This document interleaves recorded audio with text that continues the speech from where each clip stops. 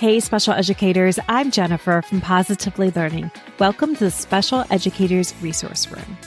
If you're like me, you're always looking for ways to save time and streamline your work. That's why this podcast was created, to give you the systems and solutions you need to get your time back. Tune in for tips, tricks, and tools that will help you manage your workload and make the most of your time.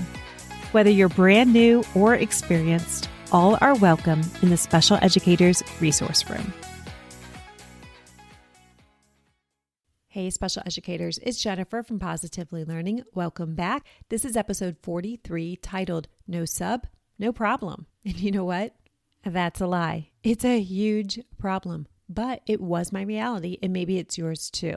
At my school, we did not have substitutes for special education teachers or related service providers. We did have subs for gen ed teachers. However, it didn't always happen. So we had to have plan B. Maybe you're in the same boat. There's a lot of great information out there with sub binders for special education teachers. And I have a blog post too that walks you through exactly how to prepare for a sub.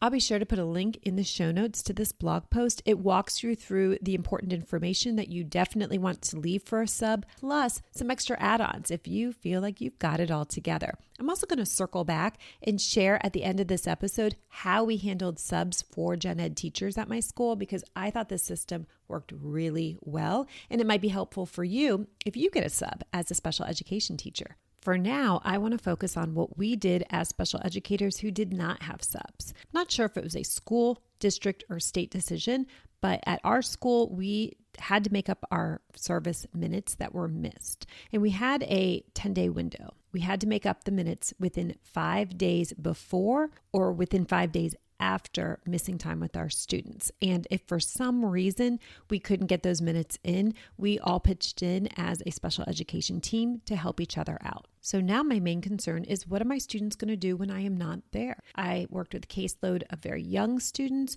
who had a wide range of strengths and areas of concern. My number one piece of advice to any special educator is to start preparing your students ahead of time before you miss any time with them. So at the time of recording this, we're winding down back to school, and you may notice that routines are starting to emerge. Your students are building muscle memory. You have been communicating expectations within these routines, and you've been very consistent. So students now are starting to understand what's expected of them. Does that mean they're going to follow these without your guidance? Well, maybe yes, maybe no, but you can start preparing them. We all know how important routines are to both our students and ourselves, and how it can feel very difficult when these routines change. So I would start having the conversation with students about changes in routines and what would happen. We don't have to like the changes, but I communicate that we're going to be okay. Maybe you want to use a read aloud like Miss Nelson is missing. Another idea is, if you do refer to a visual schedule, you can talk about what would happen if the schedule was out of order. Again, we can acknowledge feelings like we don't have to like this, but you know what? We're all going to be okay. Sounds like a good social story to me. One of the reasons I think that my students really struggle with changes in routine is that they feel that loss of control. They're not sure what's going to happen next. So my role is to give them back that sense of control, but do that in a very appropriate way. And one way that we did this was to give my students ownership on what they could do when I'm not there. Here's what it looked like.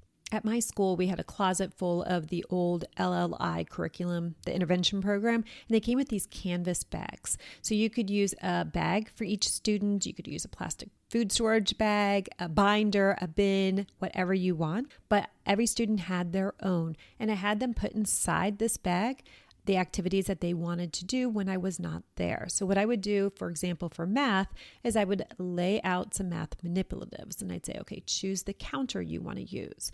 I also had many visuals like hundreds charts or process chart. My students could put those inside their bag. One important note is these were always duplicate items. I did not choose them from our classroom to put in the bag because I didn't want my students to go back and forth and like, where is it now? But instead it was just a duplicate set. If my students had a calm down resource that they really enjoyed, it was an individual set of cards that they kind of flipped when they needed them. I had a second set ready for them and they could put that in their bag. Then they could choose maybe a task box or two to put inside their bag, or maybe it's printables, whatever is appropriate for your students. This could be a binder. They could keep this bag in the resource room, and then if I was out, there'd be directions that, somebody can come in and get those bags and bring it into the gen ed classroom. I found that gen ed teachers really enjoyed having these activities prepared for students. However, I also found that they rarely had to use them because the day was okay. My students were involved in whatever the gen ed teacher was doing. They did not need these extra resources, but they were there. It was almost like a security blanket. More ideas. If you had a literacy reading intervention group that you met with every morning and you just knew that you were going to be missing 3 days in a row, I had my students pack reading resources. It could also be task boxes. It could be a mini individual sound chart, a sound wall resource for them.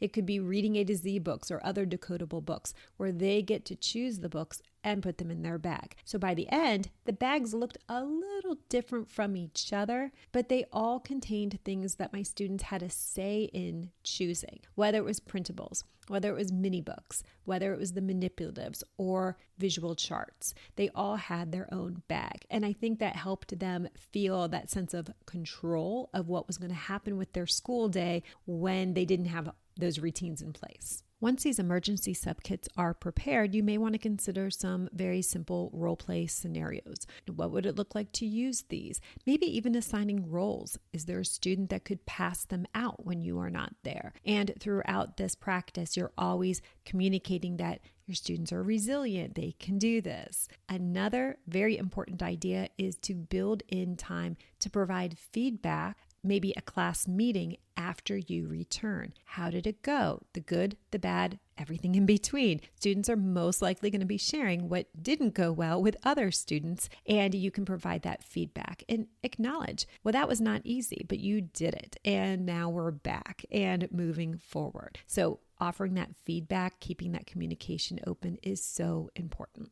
The feedback that I had received from gen ed teachers was positive. Most teachers were just very grateful that my students had something to do. For example, if they were working in reading intervention groups and had some type of rotation going on in the gen ed classroom, when it was time to do independent work, my students had their bags ready with appropriate work, so there was no wasted academic time. They were very thankful, but you also just want to be very aware that you don't want to make anything disruptive. You don't want to have like a birthday party in a bag feeling where your students are just having the time of their lives, and that could be disruptive in the inclusion classroom setting. So take that with a grain of salt. One other idea I want to share is what our gen ed teachers did when they had to prepare for subs. I love this idea. I think it also could be very helpful in the special education setting. At our school, we had 6 gen ed teachers per grade. And at the beginning of the school year, each teacher had to submit 1 day of lesson plans. So they had to print them out. Usually it was a done for you option they found online, like on TPT. They would print them out and make the copies. So it was a pretty big binder at the end, but the time commitment was very low, maybe 15 minutes, 20 minutes to set up. We stored the 6 binders per grade level, and then if a sub was needed, we would grab one of the binders. Oftentimes, not all of the pages were used, so at the end of the day, if that was your binder, you would just take a quick inventory and refill it if necessary. So by the end of the school year, you might have done this 2 or 3 times because we had so many teachers per grade level. I thought this was such a good approach and a very low time commitment for educators. Some of these printables could even replace the hands-on activities I described earlier for the emergency sub kit. During COVID, when we were all scrambling for activities for our students to do at home, I ended up creating an entire month's worth of lesson plans just like this, where you just have to hit print. I set them up in week-long lessons, so 5 days a week, and then I did 5 weeks. So you could truly just hit print, put these in a binder, and you've got a month's worth of lesson plans, which I hope you would never need, but just in case. So I have that link also in the blog post in the show notes, so you definitely want to check it out. If you have the big special education bundle, you already have access. These lesson plans are in there. Now I'd love to hear from you. As a special educator, do you get a sub? And what types of activities do you plan for them? Or do you not have a sub? And how is it handled? I can't wait to hear from you. And as always, thanks so much for listening to the Special Educators Resource Room. Catch you next time. Thanks so much for tuning in, and I'm dying to ask, what'd you think? Be sure to hit the follow or subscribe buttons so that you never miss an episode. You can find the show notes and links for everything mentioned in this episode at positivelylearningblog.com. See you next week for more special education solutions.